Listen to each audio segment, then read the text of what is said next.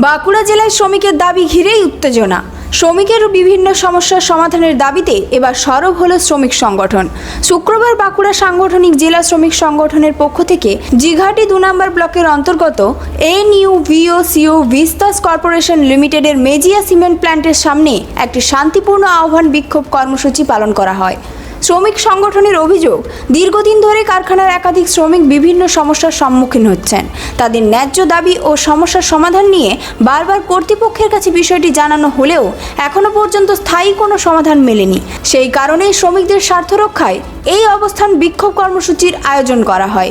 এই কর্মসূচিতে উপস্থিত শ্রমিক সংগঠনের নেতারা জানান, শ্রমিকদের ন্যায্য অধিকার নিশ্চিত করা এবং কর্মপরিবেশে উন্নতির দাবি নিয়েই তারা এই প্রতিবাদে সামিল হয়েছেন।